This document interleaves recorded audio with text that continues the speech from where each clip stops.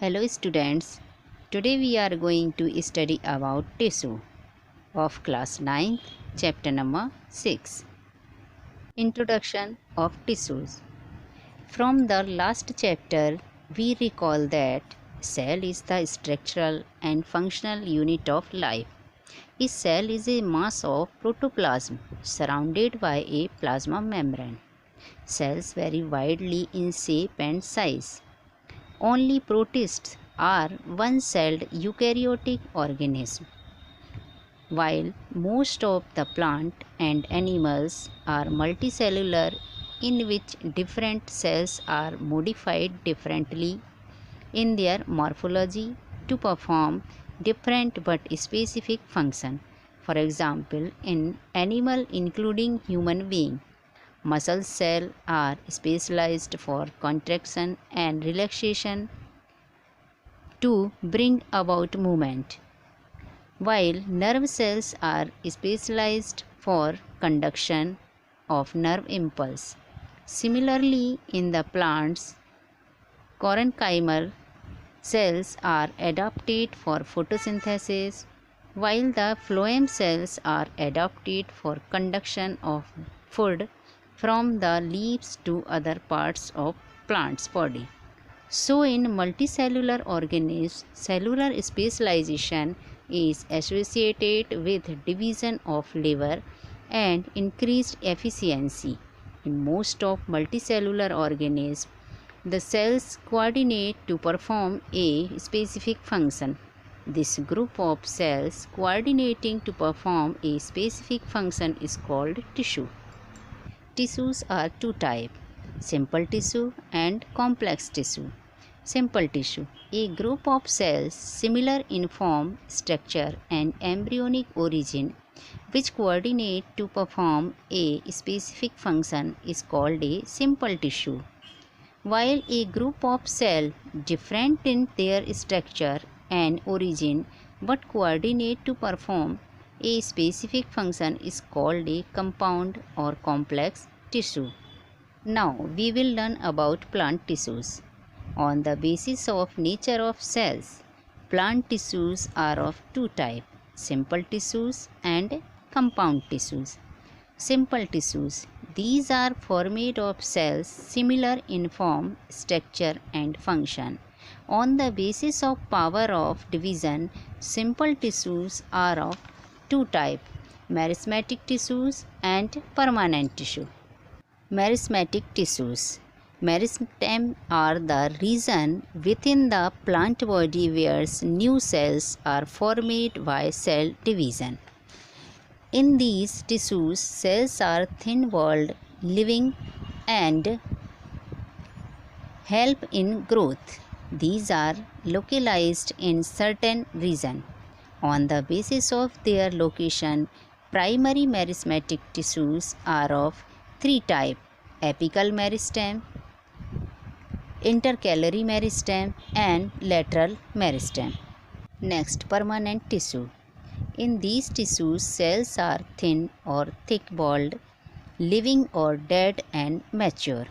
On the basis of nature of cells, permanent tissue are of two types: simple permanent tissue and compound or complex permanent tissue. Simple permanent tissue. On the basis of nature of cells, simple permanent tissues are of three types: parenchyma, collenchyma and sclerenchyma. Parenchyma help in storage of food. It also provides support to the stem of herbaceous plant. It acts as packing tissue. Collenchyma for mechanical support and elasticity, so allow bending of leaves, stem, etc. Sclerenchyma for mechanical support, so enable the plants to resist various strains. Compound or complex permanent tissue. These are formed of two or more than two types of cells which coordinate to perform a specific function. These forms conducting or vascular tissues of plant and are of two types, xylem and phloem. Both of these are present in the vascular bundle of roots, stem and leaves and help in conduction of water, mineral and food, so increase their chances of survival in the terrestrial environment. First, xylem.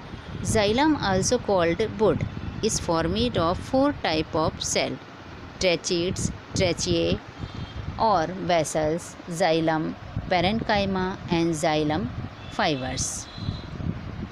Tracheids and vessels help in long distance conduction of water and minerals upward from the root system to various parts of shoot system. These also help in mechanical support. Then next, phloem.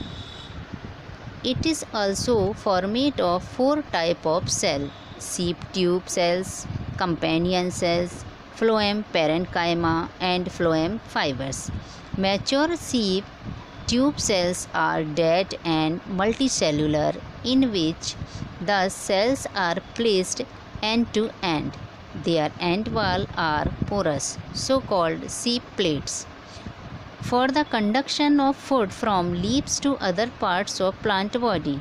Companion cells are long, narrow and lying parenchymal cells and control functioning of dead seep tube cells.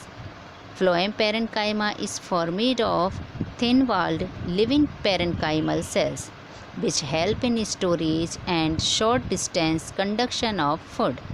Phloem fibers are dead and lignified sclerenchymal cells that provide mechanical support. I will explain about animal tissues. Depending on the basis of their function, animal tissues are of four types: epithelial tissues, connective tissues, and muscular tissues, nervous tissues. Now we will discuss one by one. Epithelial or covering tissues. These cover all the organ of body externally and also lines the hollow organs internally.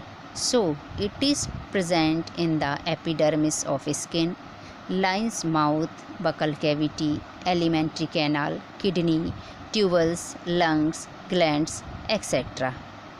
In these tissues, cells are arranged in one or more layer and are so compactly arranged that there is no intercellular space and matrix between them. It is non-vascular. There are mainly covering and protecting tissues. On the basis of number of layer of cells, epithelial tissues are of two types: simple epithelial tissue and compound epithelial tissue.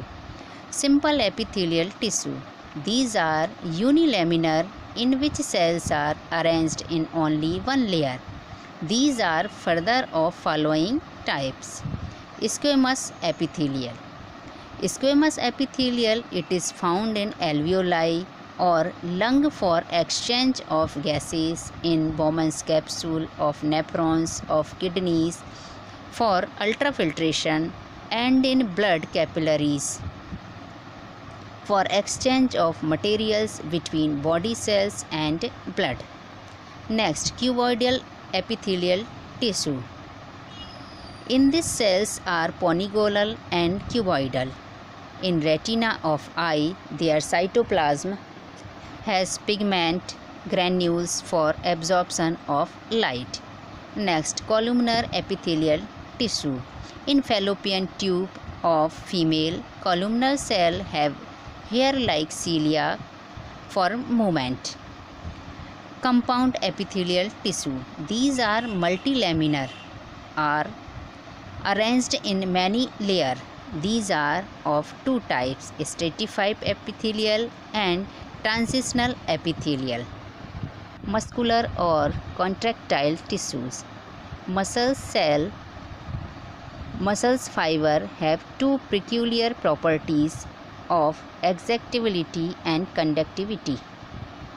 The muscle cells are highly elongated and contractile, so are called muscles fiber.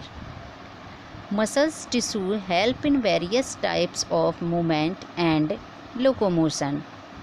Three types of muscular tissues: striated muscular tissue, smooth muscular tissue, and cardiac muscular tissue. First, striated muscular tissue. It is found in limb, tongue, abdominal wall, pharynx, and upper part of esophagus. These are under the will of animal, so-called voluntary muscles fiber. These contract rapidly but for short period, as soon undergo fatigue. These help in locomotion and movements of all the voluntary organ of the body. Smooth muscles tissue.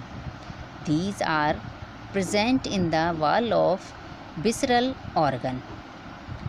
These are not attached to the bones, so also called non-skeletal muscles. These contract slowly but for a long period, as are non-fatigue muscles. These help in peristaltic movement of gut,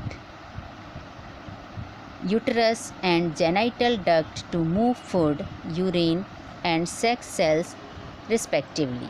Next, cardiac muscles tissue. These are found in myocardium of the heart. These are similar to striated muscles fiber in being cylindrical with light and dark band. These show rapid and rhythmic contraction. These help in pumping and distributing blood to various parts of the